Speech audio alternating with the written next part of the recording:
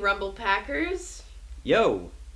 We're back with another episode of the Rumble Pak Podcast. Episode 41. That's it.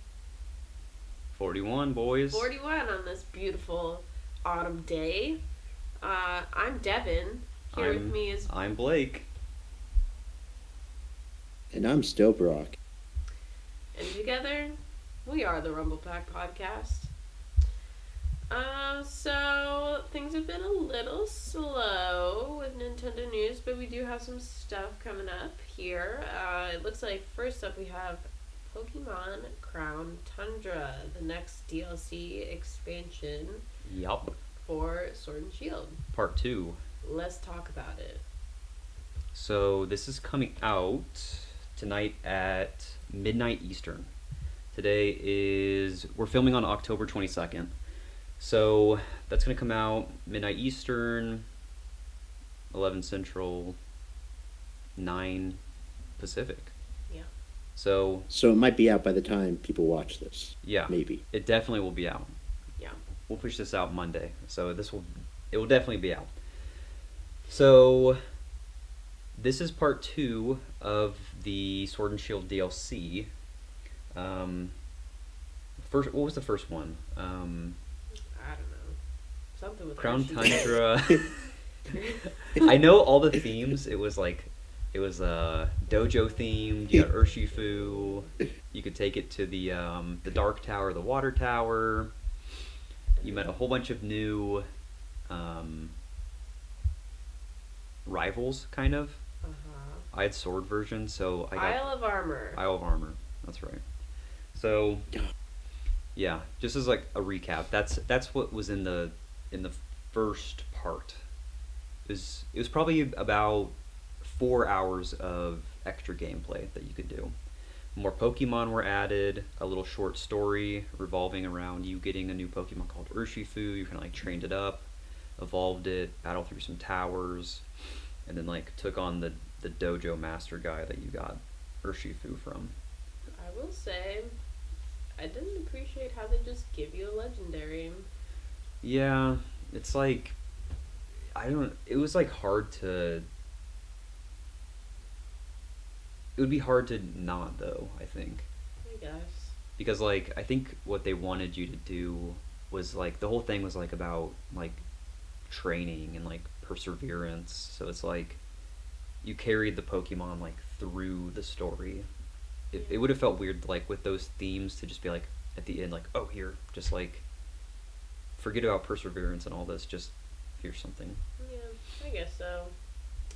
I don't know. I wasn't really interested in the DLC for Urshifu, honestly.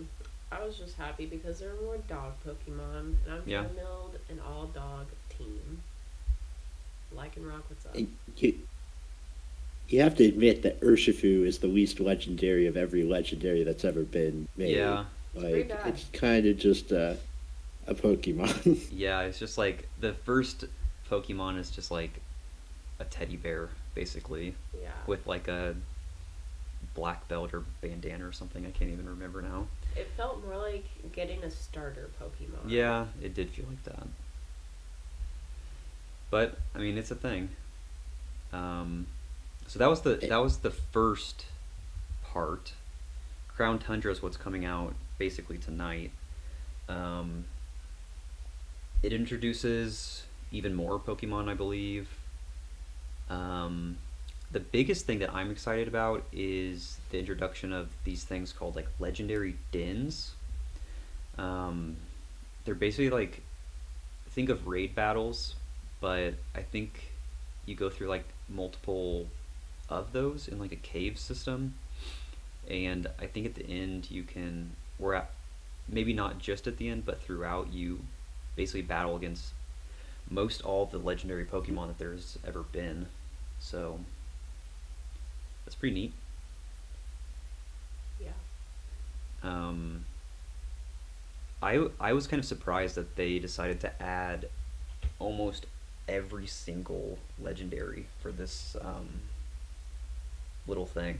I would have expected it to be like maybe like rare Pokemon, but not legendaries. Mm-hmm.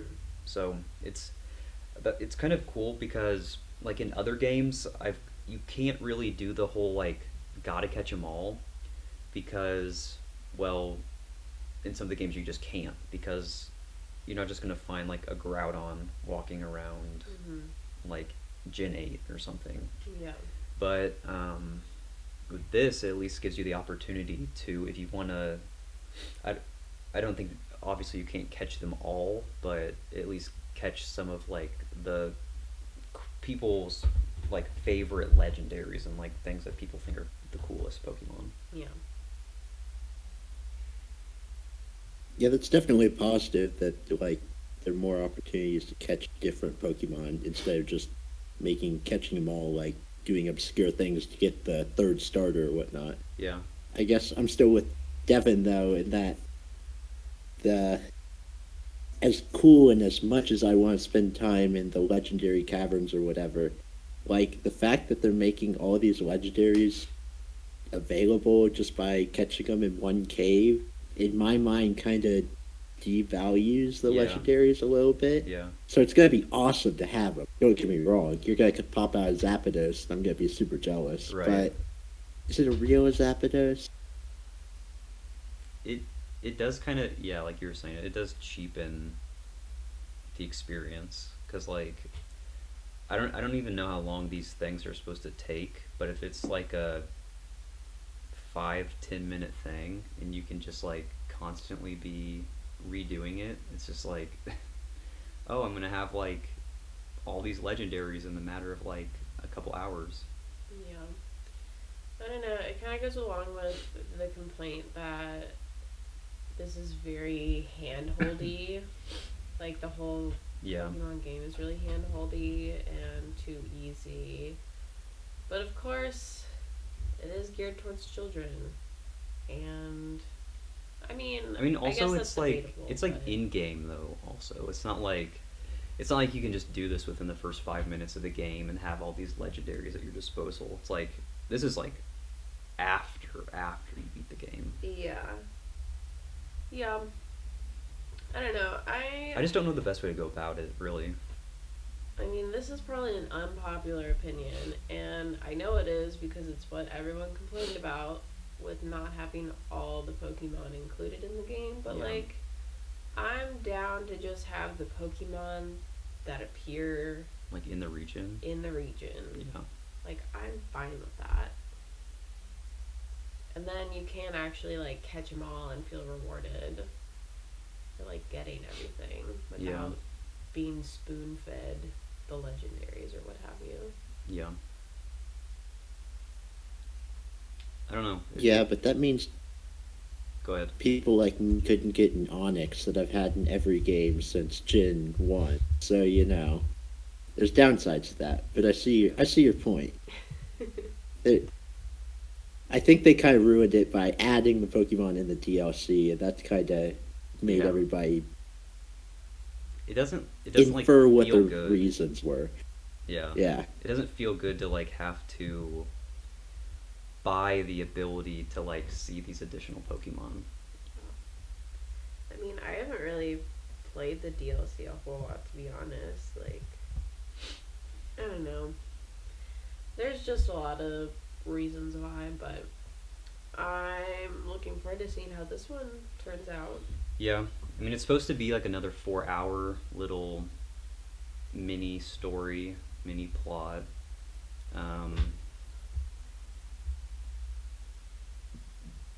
One of the things that they kind of hyped up in the trailers was like the 3 original legendary birds. Mm-hmm.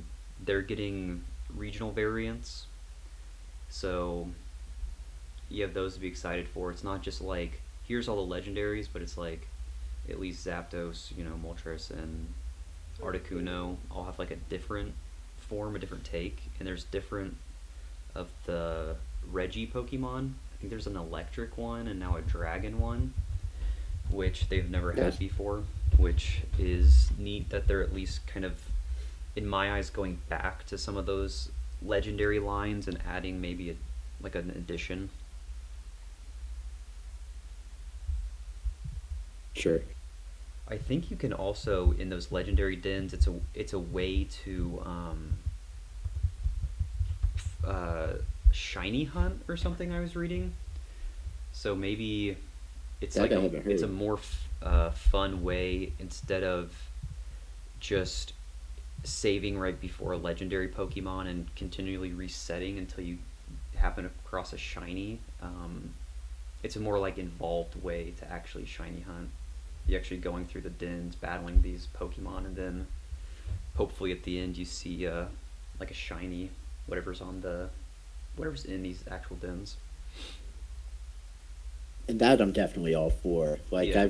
I think I've said before, like the shiny hunting, I really like that they made it more of a thing you can concentrate on and do without it being pure luck. Right. Because, like, I know there are some masochists out there that love how difficult it is to get a shiny, but Yeah. for so many of us, including me, I've never even tried because it feels so hopeless. Yeah. Like, and it's still not easy, but it's something attainable, and that's, I think, what should be the goal.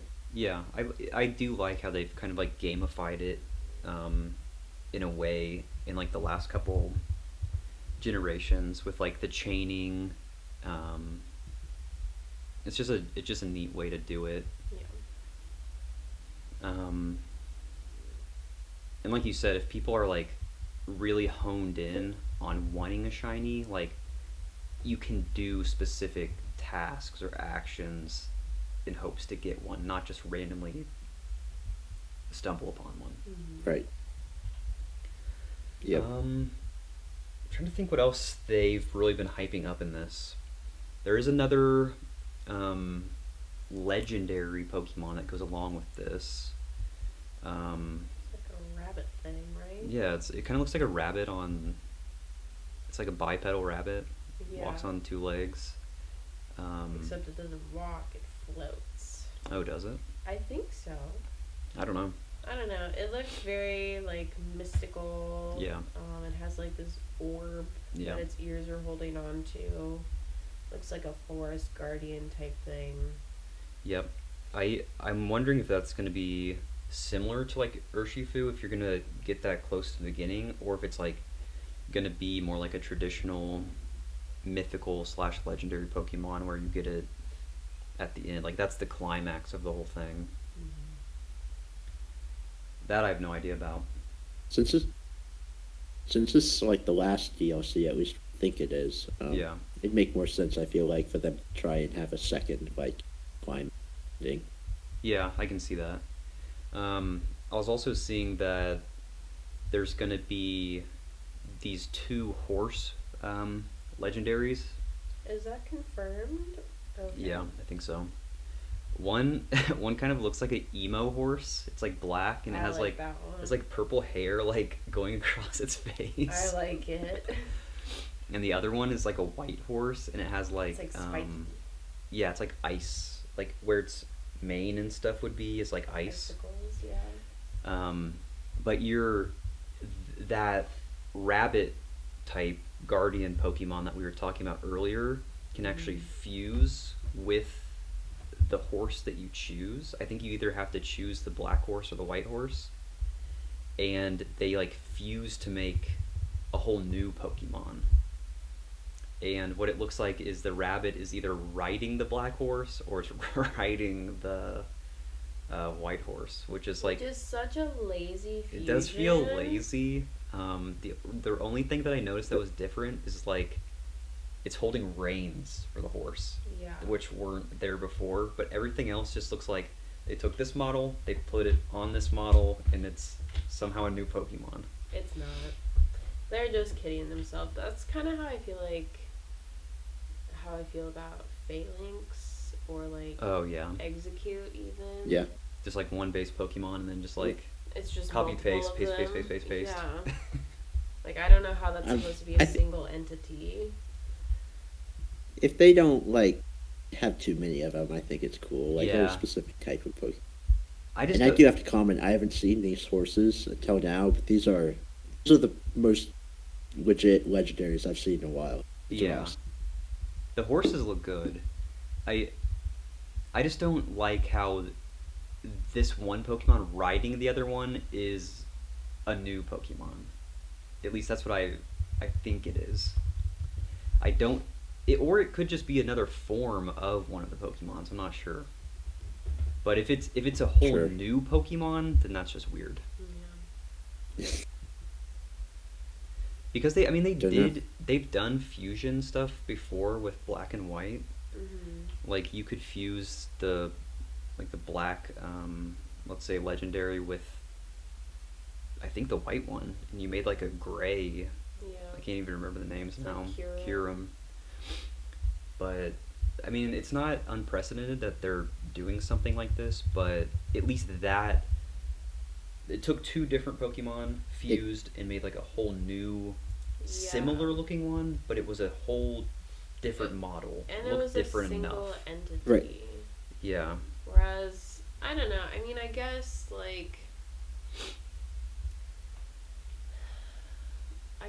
with the legendary wolves that they had, Zacian and Zamazenta, you gave them a shield or a sword, and they got like new powers. Maybe it's like a similar type of deal.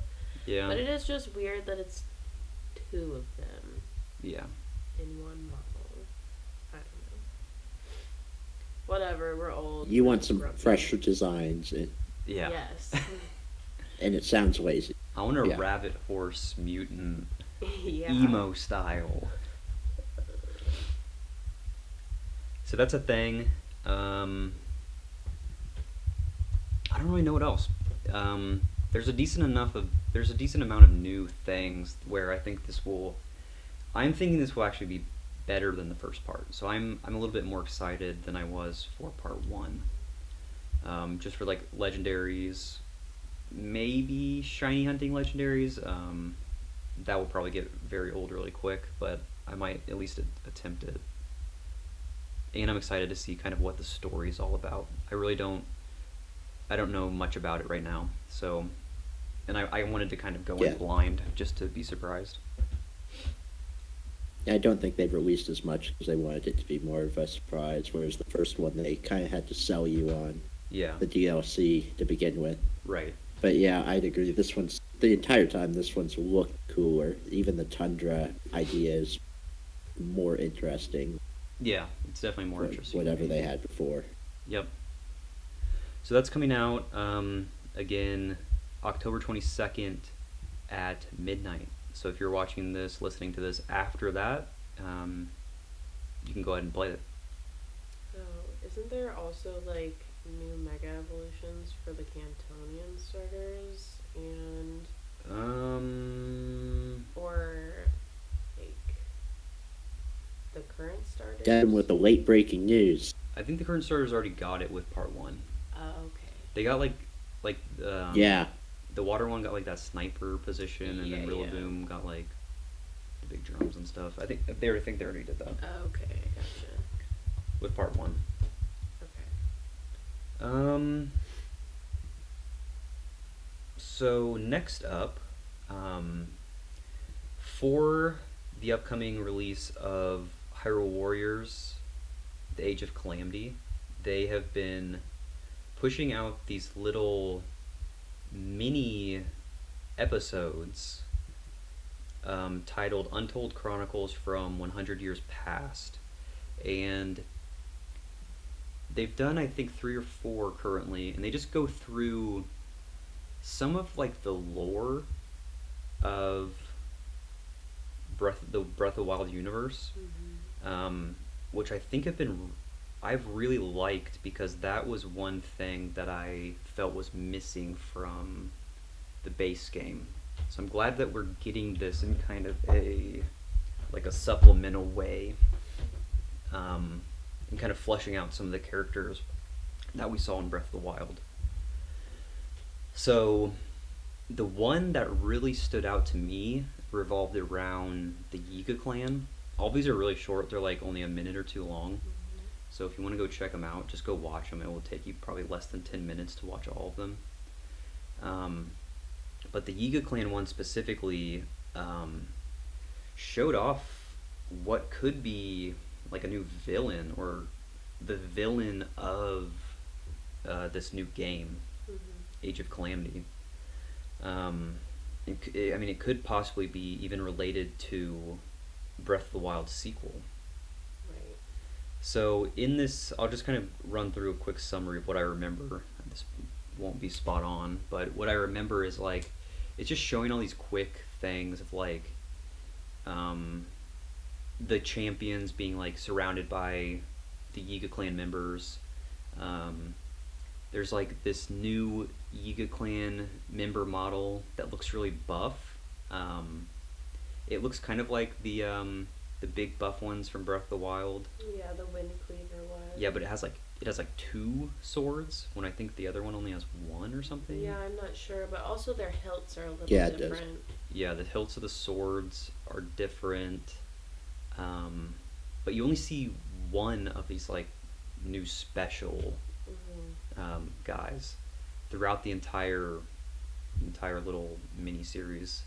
And you can see this new character is by like Master Koga's side. They show off Master Koga in this too. Yeah. And it seems like it's one of the head Like high-ranking Yiga members. Yeah. Because you see it with Master Koga. Yeah. Like, with all the higher ups. yeah. And then in Makes another sense. shot, like Devin was saying, you see them kind of like in this. It looks like the Yiga clan hideout. Yeah. They're like, Master Koga's like sitting down. Looks like he's been like defeated or winded or something. No, it looks like he's kneeling. Oh yeah, yeah. Yeah. And then the other guy is like standing there like bodyguard looking, and then like they're talking to Cloaked figure. Yeah, cloaked figure, that which we've I'm never seen before. I'm thinking this is the antagonist of the game, but And then you see at the end two other like lower ranking Yiga members are kneeling to the same cloaked figure. yeah. Yeah, so cloaks definitely mean something important. Yes. Yes. But I have Cloaks to point are out that most- Midna also wears a cloak. So, Yes. you know, could be Midna. Could be. I wish. Oh my gosh. But yeah, there's been a lot of speculation about who this potentially could be. Because there's like, let's describe the appearance of the character, the cloaked figure. Yeah, they have a black cloak that's kind of ripped on the back, and they have a Gerudo symbol. That's always something. That's big. always something. Gerudo symbol. Yeah. And then they're carrying this staff with on the end of it, it looks like an ancient gear or something. Yeah, like the cores. Yeah, but instead of like that blue light that we always associate with the ancient technology, it's more pinkish, kind of like The malice and the malice, yeah. Like, yep. But not green like the Ganondorf glow from the trailer. That's true. Yeah, it's Yeah. like very much like the only connection is like the Gerudo. So it's like I'm pretty certain this is not Ganon or Ganondorf. Right. And then we get a tiny look at the new character's face, and there's like some really light colored blonde or white hair in like a braid or Braided, something yeah. It's that like coming comes in front down. of their face. They're wearing a headpiece that has what looks like one of those eyes from the Malice, and then they have like sharp pointy eyes. And like red makeup, around their eyes. Red makeup around their eyes, yeah. And I think they're pale. Yeah, they look Yeah. pretty pale. So like that after that trailer kind of went out, it kind of set the Zelda universe internet on fire. People speculating like, who is this? Is this something we've seen before? Is this a new villain? It looks very similar to like a ton of the sorcerers that we've seen across all the Zelda games. People are saying like, is this Vaati from like Four Swords? Is this the Oh, yeah. is this the sorcerer from Link Between Worlds? Yuga. It just looks like so many things, and it's almost. I was thinking it's almost perfect because like Breath of the Wild blended so many of like the Zelda timelines and universes just with Right. what it had anyway. So I was like, oh, this is just like an amalgamation of like a bunch of different enemies, which is kind of perfect. There's also a theory that maybe it's Girahim? but the theory that I'm most interested in is, and what seems to be the most popular one, is that in Breath of the Wild there's this story about how a prophet or something comes to the king, is like, there is going to be a calamity, and like guides Hyrule into like digging up the ancient technology and the guardians and whatnot. And it seems really fishy because like if this is that character, and to see them interacting with the Yiga clan, it kind of implies that like maybe they're warning the king about Ganon's return so that he can dig up all this stuff for Ganon to then possess, and is kind of like aiding in Ganon's takeover of Hyrule. Like they left out the important part of the prophecy where they were going to turn on them. Yeah. So that sounds so right that it can't be, but it sounds very right. Well, that's the weird part, is like in Breath of the Wild there's like books and stuff that you can read that talk about like this assistant prophet to the king. So like all of that is legit, but we just don't know. The rest is speculation. This is, right. So it's interesting. It's cool stuff, and it makes me want to play it. Yeah. So that was the most interesting one that I've seen. I mean, they've done a bunch, like introducing like Impa, young Impa, young Pura, young Robbie. Yeah, all the Sheikah people. The most recent one was the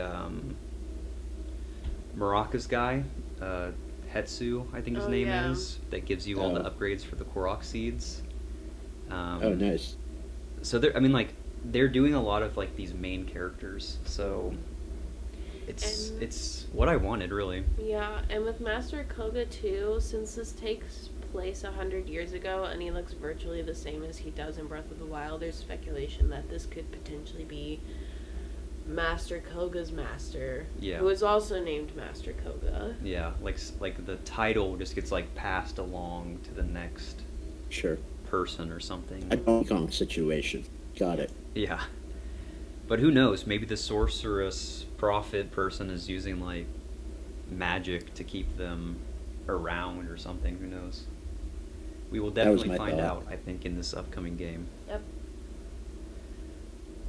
Yeah, it's kind of interesting to me that they're tackling lore like with previews to the game, when, like I said last time, I thought that was like one of the major selling points of the game. Yeah. Which I guess they're kind of setting up cliffhangers for the game itself, but I figured they'd just tell you nothing and say, buy it. Yep. They're like, if you want to know more about the Breath of the Wild universe lore, you need this game. Yeah, I really do like that they took this kind of direction with it, because in the first Hyrule Warriors it was just kind of disconnected from the mainline games in a way. Yeah, I don't think it was connected to any game specifically. Yeah, I like that this one feels almost necessary in a way to play, to really understand what's going on. Yep. Smart. Just be careful. You start wishing that way, and suddenly there's going to be the Legend of Zelda Dance Dance Revolution with critical story elements. It's going to become Kingdom Hearts, where you have to buy a music game to know canon elements. Which is a thing. So yeah, we keep getting more and more. I have a feeling that we're going to continue to get these up until the release. The release isn't until November 20th, which is basically a month from now. So I feel like they're just going to keep pumping these out like every week or two up until release, just to keep the hype train rolling. Yeah, definitely. All right, so next up we have everyone's favorite segment, the Rumor Mill. And why is it a mill? We have a surprise for you, Brock. Is it Yoshi meat? So these are our tinfoil hats we have to put on for the Rumor Mill. Wait, so I'm just alone here? I don't get a tinfoil hat? So this is your homework, Brock, for the next time we make a podcast. Between now and then, you have to make a tinfoil hat for this segment. That sticky note is there perfect. You go. That will protect you from the radiation. So, you made like a Paper Mario hat. I made a Mario hat. I can show you closer. Oh, okay. The yeah. Origami King. I was thinking. Hat. So it says RPP. I was thinking it was like Paperboy or something. Yeah. It's my origami tinfoil Mario Rumble Pak Podcast RPP hat. And then I made like Midna's fused shadow helmet. And my ponytail can come out the back, kind of like hers does. So, yeah. So you're just taking care of your Halloween costume, is what's happening. Yeah, we're doing double duty. Wait, anyway, you've set the bar high. So, I've already talked to you guys about this because I just couldn't wait. But, wait. So, Smash rumor time. This is all the buzz that's been going around the last week or two. So, Sakurai tweeted, Sakurai retweeted a tweet from the Smash Ultimate Twitter that was basically saying like, hey, a character's coming out soon. We're about to reveal this character. And they were talking about, it was right before the Steve release. So the Smash Twitter was saying, hey, a character's coming out. It didn't say what character. It ended up being Steve. But Sakurai retweeted that basically the same day. And this is all in Japanese. So when you translate Sakurai's tweet, it translates to, in English, it's about time. So you may be like, okay, whatever, like, this is just Sakurai being like, oh, it's about time that we have a new character, it's about time that we've been working for 5 years to try to get Steve in Smash Ultimate, it's about time he's here. But of course, people... If you put your tinfoil hat... Yes. Of course, there's a new Crash Bandicoot game where the subtitle is called It's About Time. That's it. And that's exactly what Sakurai tweeted. So, people thought that was a little bit odd. That was on October 1st. On October 15th, 2 weeks later, Sakurai has been doing his, daily Smash pictures. This was like we talked about in a previous episode where Bayonetta and Zero Suit Samus were locked in battle with their legs, making an X over the moon with the moon Pokemon at the bottom. It's very similar to that. But this time in the picture, it's two of the timer items from the game that like slow down time or increase it really fast. Right. And then they're behind a vortex, a portal looking thing, which is very reminiscent to the Crash Bandicoot loading screens. It just says loading, and it's a vortex in the background, a portal. So everyone thought this was very odd. Sakurai tweeting it's about time. Now he's tweeting a picture of the day, about time. It has the Crash homage to the loading screen. Everyone's convinced it's Crash at this point. There was also some other things that people were speculating at this point too. People said, oh, it's got to be Chrono from Chrono Trigger. It's got to be Sora from Kingdom Hearts. I couldn't figure out that connection. I didn't go enough down the rabbit hole into that. Portals? Yeah, portals. They go through portals in Kingdom Hearts. Xehanort was like time traveling and stuff.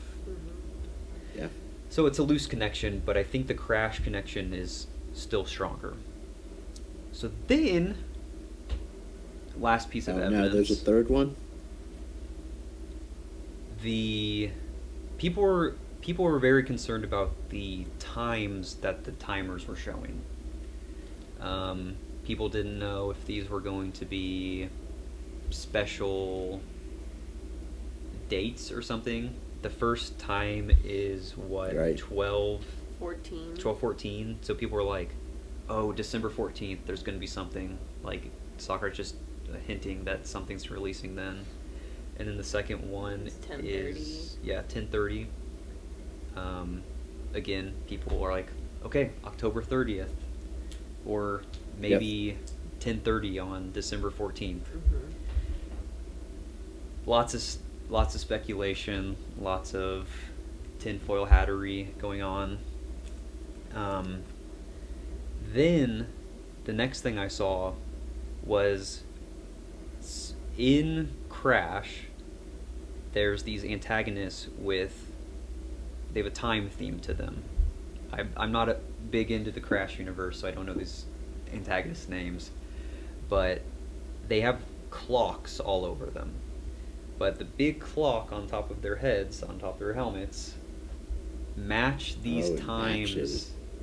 Exactly, which is a little weird.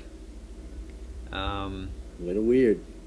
I did some digging because I was like, someone probably just grabbed these shots at the exact time just to match the clocks that were shown in the daily image. But most of the time, those clocks are actually fixed. They don't move. Set, yeah. I only saw some images online where it was a different time, but like a majority, they were these exact times that were in the image of the day. Lots of weirdness going on. Is it an homage to Crash? Is it just Sakurai messing around? Or is this a new character? Is this a new character? I think it's related to Crash. I think it's related to Crash, but it's like... I think it's at what Crash point is this just like him having fun? Them having fun as a team? And then at what point is it like, this is the next character? I think it's Crash Bandicoot's the next character. The next character? I think so. When you drink the tinfoil. So I'm concerned about whoever we talked about last time. Was it like Ninja Gaiden or something? Yeah, Ryu Hayabusa from Ninja Gaiden. Yeah. So that's my problem with the tinfoil. It's like, well, this is pretty convincing, but are we just gonna replace whoever from Ninja Gaiden that was definitely coming into the game? Like, so obviously either he does homages and doesn't put them in the game, or they're both in the game. So. Yeah, and I'm gonna give this a 10 out of 10 in rumors. This is very good detective. All right. Do I think he's in the game? No. I'm kind of leaning towards it's just a picture, honestly. Like I don't think that they would be this almost blatant about who's coming out next. I feel like they try to keep it under wraps so much that this would like throw off everything that they try to do. I think it's Crash Bandicoot. All right. Oh, I want him in the. Yeah, same. But I just think it's too like obvious. And then of course people are saying that argument, but then they're like Sakurai's playing mind games. He's trying to make it obvious so that it's not obvious. I just wonder, like... I want you to go... Go ahead. I want you to go through all of the Twitter posts, like, the month before King K. Rool was announced, and point out all of the clues we got. Or if we got none. Yeah, I'd be curious. And I was going to say earlier, like, there definitely are a lot of picks of the day that are very, like, reminiscent of other video game IPs. Yeah. And too many at this point to add all of those as characters, unless they do like 20 character packs, which they're not going to do. Why not? I'm like almost certain they're going to be done after this one. Okay, Killjoy. It's going to be 20. They're going to actually add a second entire page, the character select screen. The whole thing's going to shift over. Yeah. We're going to have 200 and it's going to be... It's going to be like the Melee leaks back in middle school, where it's like Master Chief and... Why is Master Chief the... Well, I mean, Barney Master Chief and, is like another thing that people keep talking about. I shouldn't have said that. To make sure I have my hat on right. You had it turned to the side like Ness. I'm battling Pokemon. Oh my god. Anyway. Alright, that's the rumors. Alright, I'm taking this off now. That's the rumor mill. Why? You don't like having one eye? No. Don't rip it. It also cuts into my ears a little bit. It's not tinfoil, it's pure titanium. It's pure dark matter from the Shadow Realm. Amen. Please actually go to midnight to a Halloween party. Please. You need to make the other parts of the Twilight thing that match on shadow? Yeah, that fuse onto the helmet. I don't have time for that. You get like pipe cleaners so they're kind of sticking out, like surrounding you. And then crawl around on all fours. I'll just get a bodysuit that has Minda's print on it, and then I'll put the tinfoil hat on, and people will be really confused about the different quality of the two things. Now I gotta see if there's a Midna bodysuit. Do they print? Yep, yeah, there is. There 100% is. I've already looked. Can you please? $32. Looked, $32 on eBay. I don't have money right now, so if one of you buys it for me, I'll wear it. They have the. That seems weird, but I really want to see this. There's one. There's like a. There's a like a cloak, kind of like. Yeah, the true form. The true form, when she's like her humanoid form. Ooh, you could be the cloaked version, and Devin could be like the weird alien version. I already saw. I could be Link. You could be human Midna, and Poe could be the animal Midna. Or I could be just put a little chain. Imp Midna, and you dress as a furry wolf, and I ride on top of you. Okay, now we're talking. Either way, well, you'll post pictures out to the Instagram, I'm sure. Yeah, of course. When this happens.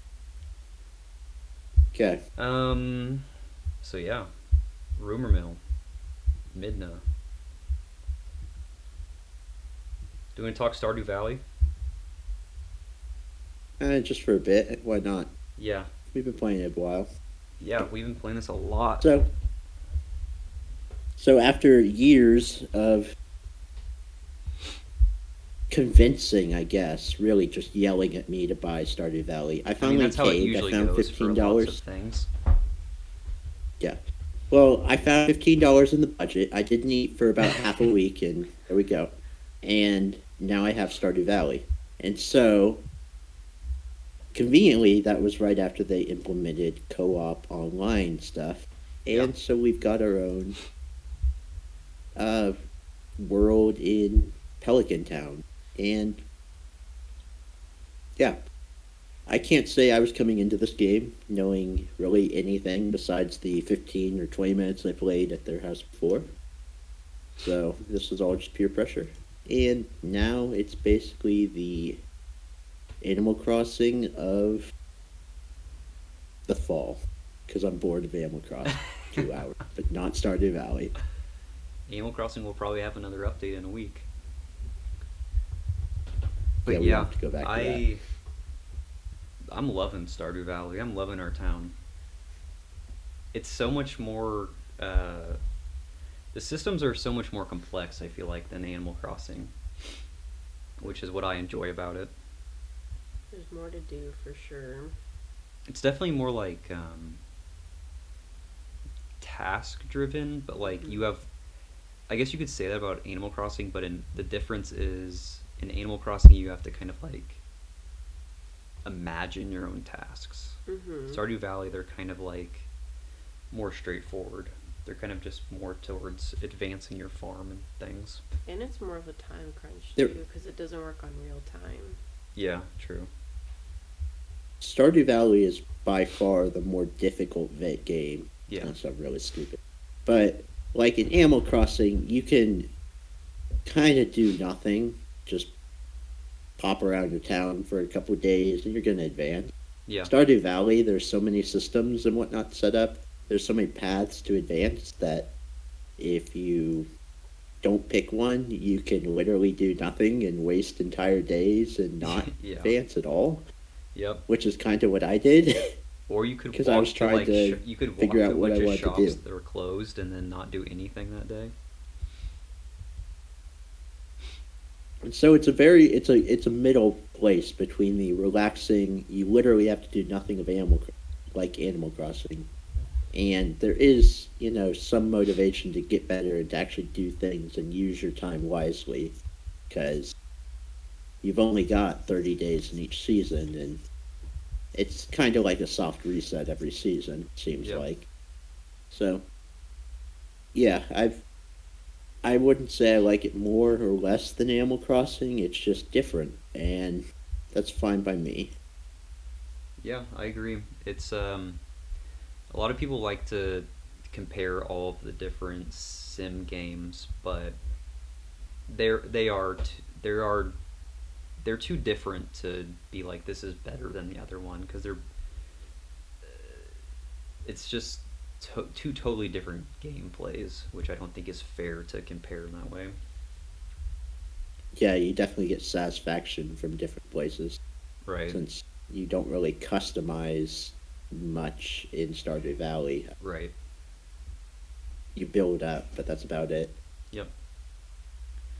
So do we want to talk about the patch that's going out?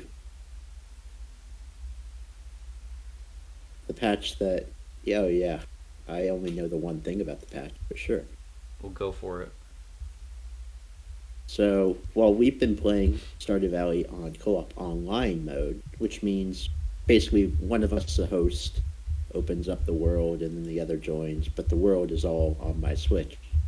They are adding a local co-op, meaning split screen, to Stardew Valley, which I'm so excited is going for to this. make it even more fun, I'm sure.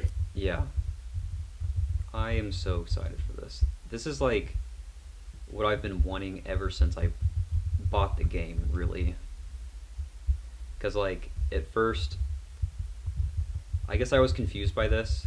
I bought it going in thinking that Devin and I could both play it on the same Switch. But found out later, like, oh, it's only online multiplayer. So if we wanted to play it, we'd each have to get our own Switch, which we don't have. We only have one. So this is big for either playing it with friends or playing it with family members.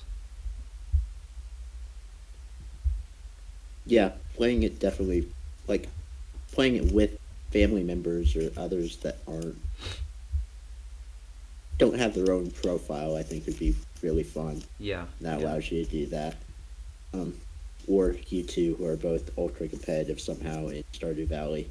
I'm sure you could beat the game in a spring. But maybe.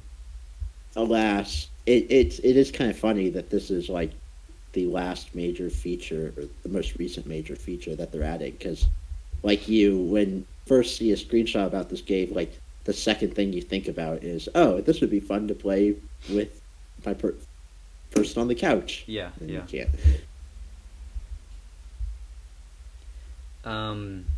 I've been looking at some of the screenshots that the creator, Concerned Ape, has been posting on Twitter just as like development has been going along, and he kind of has been hinting at some new features which are kind of cool. In one of the most recent screenshots, he shows what looks to be the farm, but it's unlike any of the farms that you can choose now. Like right now you can pick like a forest farm, a mining farm, Four Corners farm, river farm, like all these different variants of farms, but this is one that looks different than all the rest. And it appears to be like a beach or like ocean farm. The ground is Nice. sand, and it has like starfish and things as like little textures on the ground. And there was this one screenshot of, it was a different screenshot, but it was of the player character like actually sitting on one of the benches, which I don't think you could have done previously.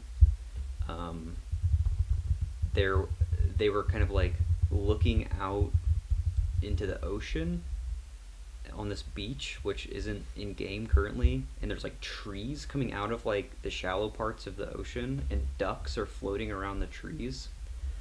So it's just like a very weird scene to look at, but it's all like elements that you'd think would be in your actual farm area.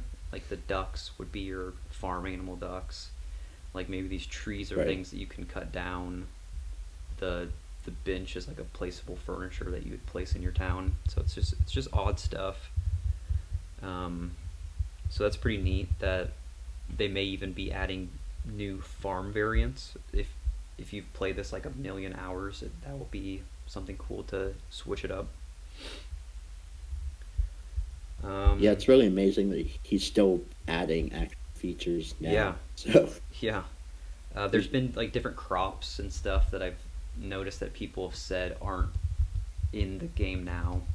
There's like, they're adding like a banana tree. There was like a Twitter poll that he put up, like, what tree do you want the most? There's all these different types of fruit Nice. trees, and banana tree won. So he's like, all right, I'm putting it in the game. And the amazing Smart. part is it's just this one guy. Yeah. Which is nuts. There's like a he picture. wants this to be his legacy, and that's it. Yeah, yeah. I mean, it's a good legacy to have. This is a pretty, I feel like, monumental game. There's a screenshot of the mines where there's like a slime with sunglasses on. Everyone's calling it like the cool slime. I have no idea what that's about. Nice. Something that I did want to point out is that in the PC version of the game, you can do, I think, 4-player local multiplayer, but on consoles you can only do 2-player. So yeah, I guess. that's That what I seems weird, but read, okay. but yeah, just wanted to point that out. Yeah, I mean, how often are you gonna have 4 people wanting to play Stardew Valley Yeah, anyway? I mean, but I'm I wonder why. completely happy with 2, but if you're reading like the PC stats or something on Steam and it says 4 players, but you have it on console, unfortunately, I don't think that's going to be the case. Twitch just isn't powerful enough to do 4 times pixels. That's right.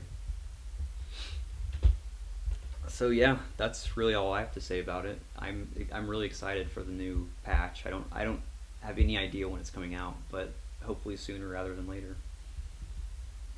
Yeah, I guess I doubt it's going to work in conjunction with online play in any way. But I I thought about wonder that if there's too. a way Yeah. that I could somehow, we could all be working on the same farm. World, I guess. I doubt we're going to be able to, but it'd be cool if that were Yeah, how it's implemented. I'm guessing it's just going to be another option whenever you go into the co-op. You're either going to pick like local or online. But who knows? They might work out some wizardry. I hope. What else are we talking about? We're just getting rid of all the things we've done for like the last 2 months and not talked about, so let's keep going. All We've right. been still in SNES games. We haven't said anything about it in 6 months, but we've been doing it. Yep. namely, we beat the widely regarded best Metroid game of all time in Super Metroid. And yeah, after going into this with the most negative feelings you could possibly have about any game ever, we played it and we beat it pretty fast. Because guess what? This isn't just Metroid. It's Super. Yeah, for real.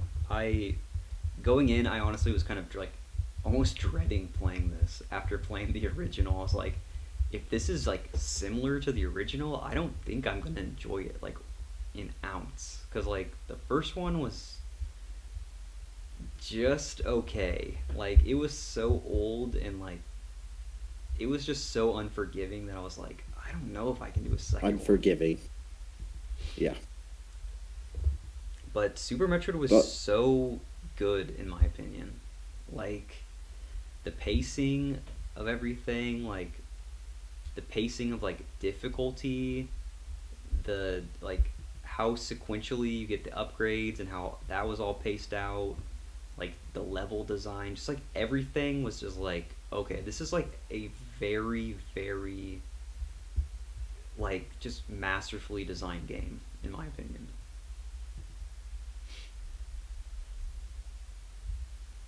Yeah, and the thing is, it's still a direct sequel to Metroid. Like all of the systems that are in Metroid, in what now are an obviously premature system. Basically, they're in Super Metroid, but expanded upon in a way that makes them good. Yeah.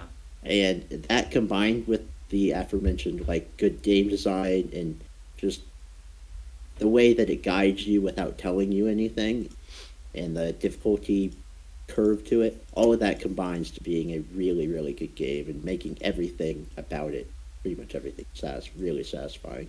Right.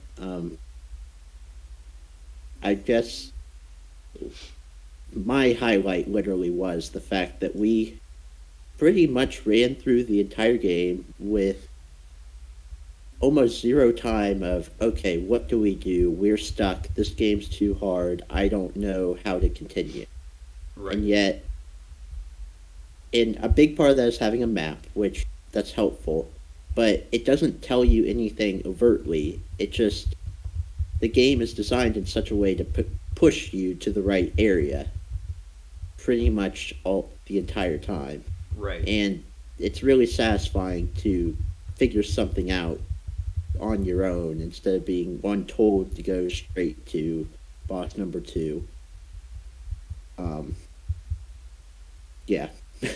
Yeah, no, it's because like it did such a good job of like if you were blocked off from an area because you didn't have like an item or something, you were like given the opportunity to like see like an icon or some sort of like indication like, oh, I don't have this, or I don't think I have this ability, or I should be here yet, like maybe I should just come back. It always like felt like you kind of had an inkling like, I feel like I'm not ready for this area.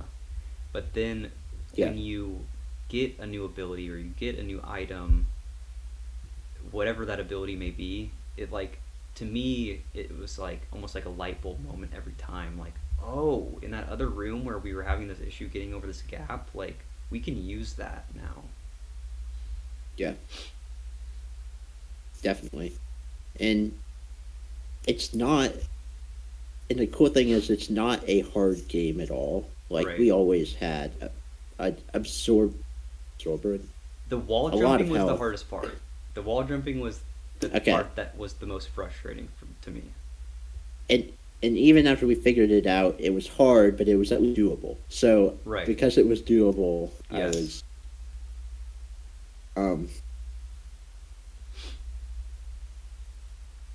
yeah, I forgot what I was talking now because I'm trying to remember how well. Yeah. You're just reliving all the moments where we were at the very top of a shaft and then we fell all the way to the bottom. Yeah.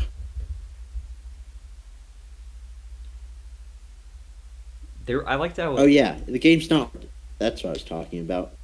It is not hard, and yet it's satisfying. Yeah, I That's agree. a hard line to toe. Yes, I agree. Because, yeah, I'm done. That's it. That's all my thoughts. What do you think about Super Metroid? I didn't play it, but it seemed like you guys enjoyed it a lot more than the first one. You weren't complaining the whole time, so. There you go. Well, that's good feedback. If you're not But the complaining music, the entire time, but the it's probably graphic. a good game. Seal of approval. I mean, there's some good games that I complain about all the time. Like Yeah. Super Monkey Ball, I complain about totally all the time. Great game. Can't come. Your system's flawed, obviously. Well, it just didn't seem as painful to you two, so. Very true. Well, And you okay. said afterwards, that was actually really good. So, I think that's probably a good indicator that you liked it. Yeah. That's our review. That was actually really good. That was actually really good. All right, do we want to move on to what we're playing now? Well, I was trying to remember. Have we talked about Donkey Kong Country? Yeah, we did. Okay. Yeah. Well, I think we said I hope they release 2 because I've never played 2, and guess what they did? They released Donkey Kong Country 2. Yep. And full disclosure, we have not beaten this game. We haven't even come close. But we beaten like the first. We beat the 15 first levels. world, and that was it. Yeah, but I mean, already you can taste Donkey Kong Country, but more. Yeah, So, it's like to me, it's like it feels almost the exact same, but you have another character now that you can do like these combo moves or whatever. Throw the character. You can switch mid play. I guess you could do that on the other one, but very similar to me. it feels a lot like Galaxy 2, I think, to me, in that they obviously just had a bunch of extra ideas and knew that their game was solid as it was. So let's make another one, Yep. and that's a good thing in all respects. So we're having fun with that, and also getting really frustrated because that's also not an easy game. Yeah, agreed. The platforming is not always like what I think it should be. There's not always not tight collision. 'cause of There's not that. always collision on the textures. You just gotta get used to it. Gotta use your imagination. Yeah, that's right. All right, is it time for sharing But time? yeah. Let's do it. Yeah. I have nothing. half I will done admit shit. I What have a nothing. surprise. So I made my Ay, tinfoil ay, hat. I ay. could share that. No, I actually will share. I'll go ahead and share real quick. There you go. Out on our dumpster, I already sent you a picture of this today. Oh, yeah. Somebody took this it's like a pixel image. I'll take a picture of it and include it in the video. But it's from this, I think, YouTube series called Terminal Montage, I want to say. Yeah, something about Star Fox 64. I want to make sure I'm getting the channel right. Yep, it's Terminal Montage. It's called Terminal Montage. They do all these kind of like almost like flash things. They're really funny. If you They're haven't really, seen this really before. funny. You should definitely It's go like watch them. they just it's always like Terminal Montage, something about, and then like Insert game here. insert video game name. So like it's Terminal Montage, something about Star Fox 64. They'll like go through the plot Yeah. of Star Fox 64, but just like do all this stupid like meme stuff throughout it, and it's like really Like every other short. Flash cartoon. Yeah, it's what a Flash cartoon was 10 years ago, Good. I guess, 20 years ago. But 20. yeah. It's just hilarious. Like they just did one that came out like I think yesterday. Yeah, it was about Pac-Man. Yeah, but like But you didn't know it you first. didn't know it at first, and it was called like something with a P, something with an A, something with a C, like engineer. Paku Yeah. Paku. So it was like Pack Engineer basically. Yeah. But so it's like this guy like running through this like space like empty space station, and like there's like and these, if you look at the helmet too, it's shaped yellow, like Pac-Man, but you don't really even know it. Yeah. There's all these ghosts like chasing him, and but then, they look like scary, really scary like monsters. realistic, and then he gets like the Pac pellet, and like they turn blue. It's like it's really well done. Like there's this other one where it was Nice. like Yoshi's 64. That one's really good. It's just so funny. So from the Star Fox episode, someone took the Star Fox character, like they're really like weirdly kind of creatively drawn, and now that's outside on like our community dumpster. So someone like graffitied that on there. It sounds like we need to have another guest on the next podcast. I would put love to have application. that person on the podcast. That would be so funny. All right, that's all I got. All right, Brock, you're up next. Well, I completely half did mine, so this kind of sucks. But I was just thinking back to the good old days, 10 years ago when Flash cartoons were a thing. And I was 20 looking years at ago. actually Madden 64. Yeah. Madden 64 from 1998. And it's rated kid for adult. And I thought, you know what? Nothing's rated kids for adult anymore. Yeah. Why is that? Because that is the everyone rating. And why do I share this? Because it makes me mad. Because, I don't know, everyone's so boring. Kid for adult is so much better. So It's like Legos having a 5 to 99. Yeah. So But yeah, Did they have these out like concurrently? Like, was there kids to adult and No. everyone at the same time? so they started the whole thing in 1994, and kids, it was like preschool, kids for adult, and then mature or something. And then in 1998, they decided kids to adult made no sense, and they changed it to everyone. So that's what we Oh. know today as everyone. That is so But weird. some iconic games like Bomberman 64, Diddy Kong Racing, Madden 64, Pilot Wing 64, Arcade A. And that's what I thought about today. I actually Yeah. have a comment on this because when I was young, my dad would take us to Blockbuster like every Friday. Like that was our thing. We always did. We went to Blockbuster, and my parents would rent a movie that they would watch or that we would watch as a family, and like most always, like I was given the opportunity to like rent a game, and I would always do it in 64 game. So I was kind of spoiled, and I got to see a bunch of N64 games that I didn't have. But weirdly enough, I would just pick the same games over and over again for some reason. I have no idea why. Like, oh, this box art looks cool. I'll just get this again for the 100th time. But my dad would never let me get the rated M games because, I mean, Right. he knew that those weren't appropriate for me at the time. But so I'd always like look for games based off their rating and basically just the box art. And I would always see the kids to adults rating, and at the time I was young enough where I saw like the word adult, and part of me was like, is that like an adult game, like only for adults? Can I like not, is my dad gonna be mad at me if I get this? So I'm not sure if I would have Nice. picked up a kids to adults game. Actually, I don't know if I only picked up T for teen games, or at that point it would have, they would have had the E for everyone rating, because this would have been like after Yeah. 1994 or whatever. But yeah, just my real life experience with this rating. I mean, Bomberman 64, you put down bombs and everybody's arms already chopped off. That is so true. Yeah. Very mature. What do you got?